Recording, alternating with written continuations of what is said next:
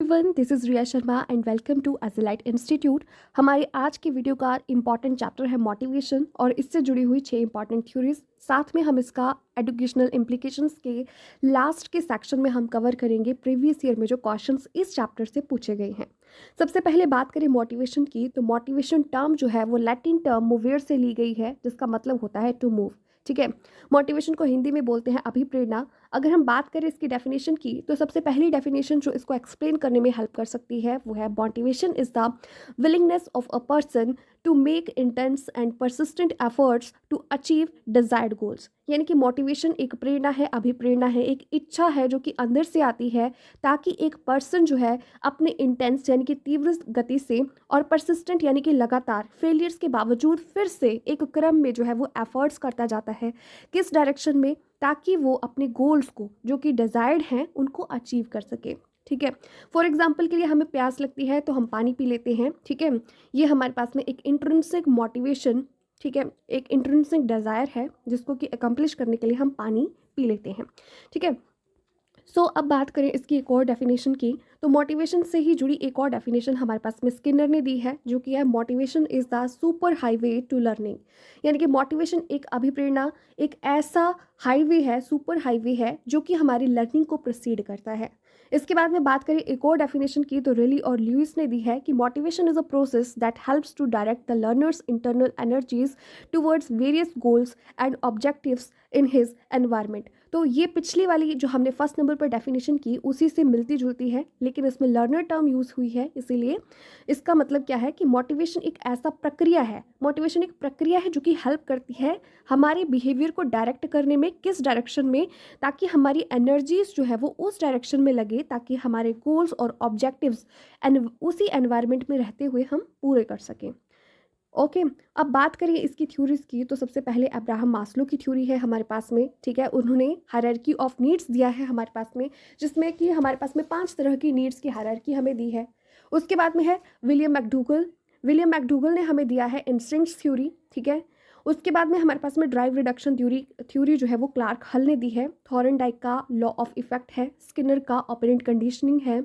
Sigmund Freud ने हमारे पास में ईड, ईगो और सुपर ईगो जो पर्सनैलिटी के ट्रेट्स दिए थे, उसी के बेसिस पर थैनाटॉस और इरोज टर्म्स जो है वो मोटिवेशन से रिलेटेड हैं।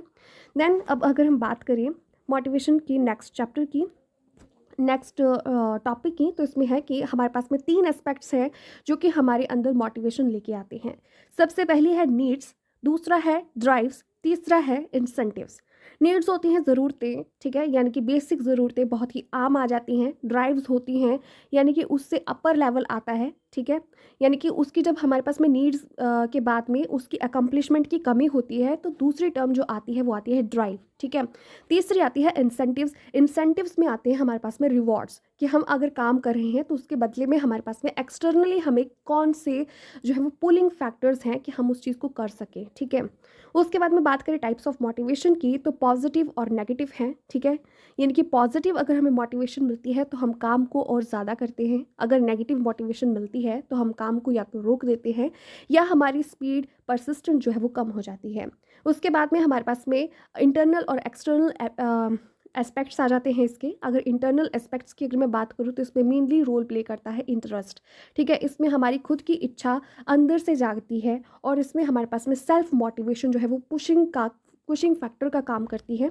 और दूसरा होता है एक्सटर्नल फैक्टर। ठीक है, एक्सटर्नल मोटिवेशन जिसमें कि बाहर के जो एनवायरनमेंट है वो स्रोत होता है कि हम काम करें। ठीक है, ये रिवॉर्ड्स के ऊपर डिपेंडेंट होता है। अगर रिजल्ट्स हमें फेवर में मिलते जाते हैं, रिवॉर्ड्स फेवर में मिलते जाते हैं, सेटिस्फैक्ट्री होते हैं, तो हम उस डायरेक्शन में काम लगातार करते जाते हैं। वो हमें पुलिंग फैक्टर होते हैं ये। ठीक है, जे ए कॉलमैन ने ये पुलिंग फैक्टर और पुशिंग फैक्टर का जो है वो टर्म इसके लिए दिया था। इसके बाद में बात करें हम फिर से इसमें ये आया है positive and negative motivation, intrinsic and extrinsic motivation. Intrinsic को हम इंटरनल मोटिवेशन ही बोलते हैं और एक्सट्रिंसिक जो है वो हमारे पास में अदर टर्म है एक्सटर्नल मोटिवेशन के लिए। नेक्स्ट बात करें मोटिवेशन साइकिल की, तो मोटिवेशन साइकिल जो है वो हमारे पास में 4 एस्पेक्ट्स में डिवाइड होता है। सबसे पहले नीड होती है। नीड में उस नीड के लिए हमें पूरा करने के लिए जो चीज़ चाहिए, यदि उसमें कमी है तो दूसरे नंबर पर काम करेगी ड्राइव। ठीक है, तो ये ड्राइव जो है वो हमारे पास में चलेगी। उसके बाद में हमें क्या होता है कि रिवॉर्ड्स जो है वो इम्पैक्ट डालते हैं। अगर हमें रिवॉर्ड्स जो है वो डिज़ायर्ड डायरेक्शन में मिलते जाते हैं तो हम काम करते जाते हैं और एंड में अचीव होता है गोल। और इसी तरह से फिर से हमारी एक और नीड अराइज होती है, फिर वो ड्राइव में कन्वर्ट होती है। ड्राइव हमें जो है वो प्रेरित करती है, उसके बाद में हमें इंसेंटिव मिलते जाते हैं, यानी कि कुछ कुछ रिजल्ट्स जो है वो हम अचीव करते जाते हैं। कई बार पॉजिटिव होते हैं, कई बार नेगेटिव होते हैं, स्टिल हम कई बार परसिस्टेंट रहते हैं। देन गोल की अचीवमेंट होती है और फिर से यही साइकिल जो है वो हमारा लाइफ लॉन्ग जो है वो चलता रहता है। अब बात करें स्कूल्स की, अप्रोचेस की, थॉट्स की, फिलोसफीज़ की जो कि मोटिवेशन से रिलेटेड है, तो क्लार्क हल ने बिहेवियरिस्टिक अप्रोच दी है। ठीक है, इसका जो सीधा साधा संबंध है वो एक्सटर्नल या एक्सट्रिंसिक मोटिवेशन से है और इससे रिलेटेड है थॉर्नडाइक का लॉ ऑफ इफेक्ट, जो कि हमारे पास में ट्रायल एंड एरर थ्योरी के तहत भी था कि हम बार बार ट्राइज करते हैं, देखते हैं कि हमें जो है रिजल्ट्स अगर फेवर में मिलते जाते हैं तो हम जो है वो उनको कंटिन्यू करते हैं। और कई बार क्या होता है कि प्रैक्टिस के साथ में हम चीज़ों को बेहतर करना शुरू कर देते हैं। देन है मास्लो की हमारे पास में नीड्स और हायरार्की की, नीड्स की हायरार्की की थ्योरी। ठीक है, ये ह्यूमनिस्टिक अप्रोच के अंडर आती है। इसका सीधा साधा संबंध हमारे पास में इंटरनल मोटिवेशन या इंट्रिंसिक अप्रोच से आता है। ठीक है, स्किनर की रीइंफोर्समेंट थ्योरी भी ह्यूमनिस्टिक अप्रोच से रिलेटेड है। देन लास्ट में आती है कॉग्निटिव, यानी कि इंट्रिंसिक मोटिवेशन से रिलेटेड फैक्टर है ये। सबसे पहली थ्योरी की अब बात करते हैं। हमारे पास में 6 थ्योरीज हैं, जैसे कि मैंने आपको पहले भी बताया। ठीक है, तो उसमें से सबसे पहले अब्राहम मास्लो की नीड्स और हायरार्की की थ्योरी है, तो सबसे पहले शुरुआत हम वहीं से करते हैं। सो अब्राहम मास्लो ने हमारे पास में हायरार्की ऑफ नीड्स दिया है, जिसमें कि 5 हमारे पास में हायरार्की में 5 टाइप्स आते हैं। सबसे पहले आता है फिजियोलॉजिकल नीड्स, जिसमें कि air, water, food, reproduction etcetera जैसी फिजियोलॉजिकल बिल्कुल ही बेसिक नीड्स आती हैं। उनकी हमारे पास में ज़रूरत अगर पूरी होती जाती है, देन हमारे पास में आती है सेफ्टी नीड्स। ठीक है, देन आती है लव एंड बिलोंगिंगनेस, जिसमें कि फ्रेंड्स और फैमिली जैसे फैक्टर्स जो है वो इन्वॉल्व होते हैं कि हमें उनकी ज़रूरत फील होती है। देन आता है सेल्फ इस्टीम, जब हम लव एंड बिलोंगिंगनेस की स्टेज को भी अचीव कर लेते हैं तो उसके बाद में हमारे पास में स्टेटस अर्न करने का, रिस्पेक्ट अर्न करने का, फ्रीडम जैसी नीड्स जो है वो अराइज होती हैं।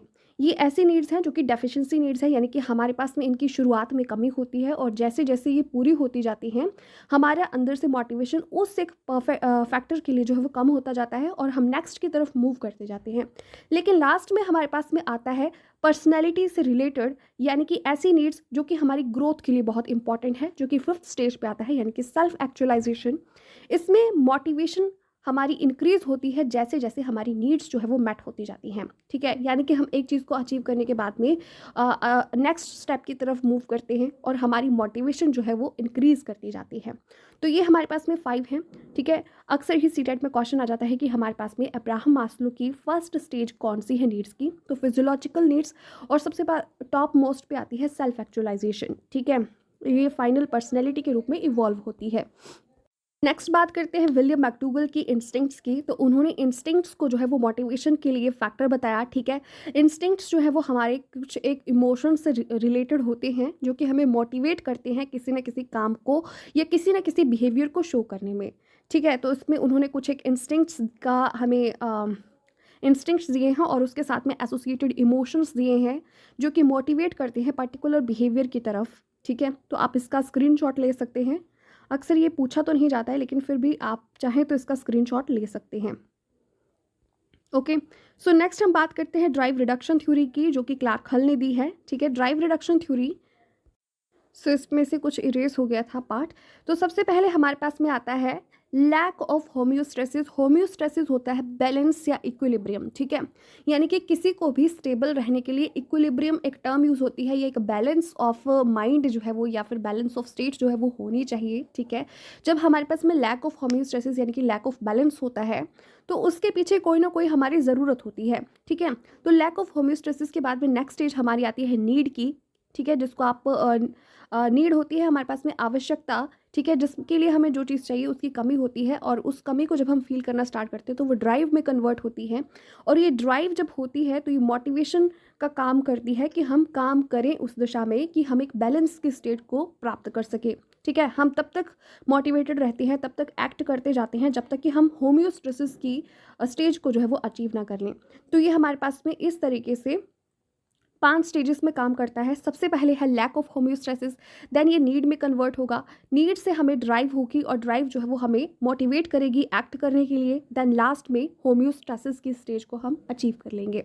तो ये है ड्राइव रिडक्शन थ्योरी जिसको कि क्लार्क हल ने दिया है। उसके बाद में बात करें थॉर्नडाइक के लॉ ऑफ इफेक्ट की, ठीक है, लॉ ऑफ इफेक्ट की अगर हम बात करें तो ये हमारे पास में ट्रायल एंड एरर थ्योरी में भी उसने बताया था कि जैसे जैसे हम प्रैक्टिस करते जाते हैं वैसे वैसे हम परफेक्शन को अचीव करते जाते हैं, ठीक है।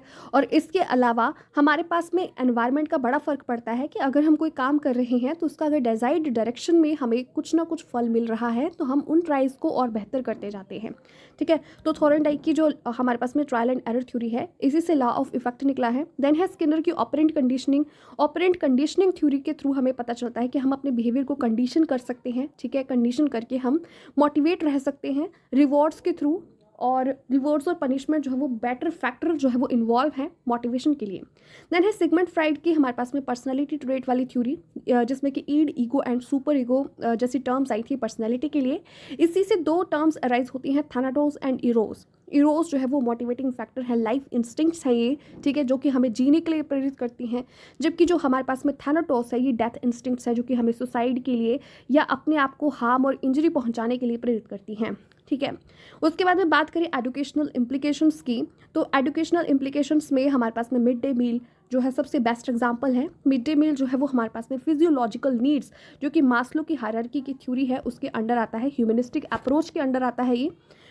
इसके ऊपर अक्सर क्वेश्चन पूछ लिया जाता है। नेक्स्ट अगर बात करें तो रिवॉर्ड्स और पनिशमेंट की जो टर्म है और थ्योरीज हैं वो इसी से निकली हैं, और री इन्फोर्समेंट का फैक्टर जो है इसमें इन्वॉल्व रहता है। इसके अलावा इवैल्यूएशन का प्रोसेस जो है, प्रोग्रेस चार्ट जो है, रिजल्ट जो है वो मोटिवेशन से ही निकला है, मोटिवेशन की थ्योरीज में से अराइज्ड है। उसके बाद में कोऑपरेशन की अगर हम बात करें तो ये भी एक्सटर्नल मोटिवेशन का फैक्टर है जो कि हमारी क्लासरूम में और हमारे टीचिंग लर्निंग प्रोसेस में इन्वॉल्व रहता है।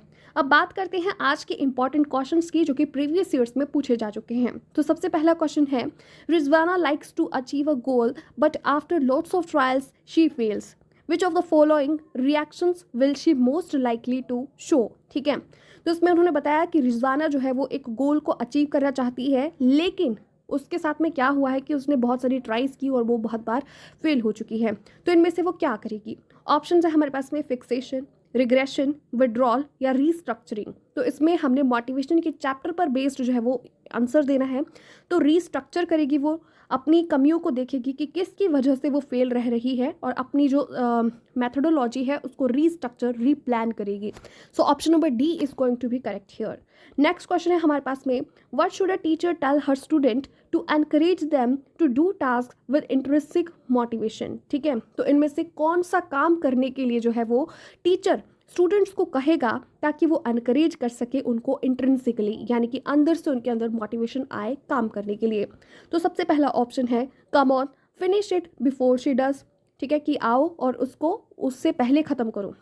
Y can't you be like him, see he has done it perfectly, तुम उसके जैसे कैसे नहीं बन सकते, देखो उसने इसको कितने अच्छे से किया है।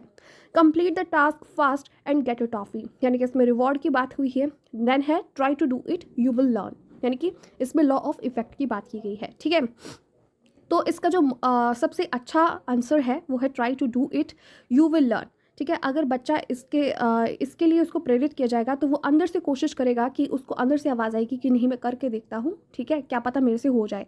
तो वो इसके लिए पुश जो है वो उसको मिलेगा अंदर से, और वो अगर फेल भी होता है तो वो फिर से ट्राई करेगा जब तक कि उसको वो अचीव नहीं कर लेता। तो option number D is going to be correct here, कि ये जो है वो इंट्रेंसिक मोटिवेशन के लिए सबसे बेस्ट उदाहरण है टीचर के लिए स्टूडेंट्स को काम देने के लिए। नेक्स्ट है, how can a teacher encourage her students to be intrinsically motivated. फिर से ये रिपीट हो गया। नेक्स्ट क्वेश्चन है हमारे पास में, third level in hierarchy of needs is, ठीक है। तो जो हमारे पास में मैस्लो की हायरार्की ऑफ नीड है, इसमें जो हमारे पास में थर्ड लेवल है वो कौन सा है? तो इसी के ऊपर लेवल्स के ऊपर क्वेश्चन पूछा जाता है, जैसे कि मैंने आपको पहले भी कहा। तो सबसे पहला था हमारे पास में फिजियोलॉजिकल नीड्स, जिसमें कि air, water, food, reproduction etcetera आ जाता है। देन हमारे पास में नेक्स्ट था सेफ्टी नीड्स, ठीक है। सेफ्टी नीड्स के बाद में हमारे पास में थर्ड स्टेज जो थी वो थी हमारे पास में लव एंड बिलोंगिंगनेस,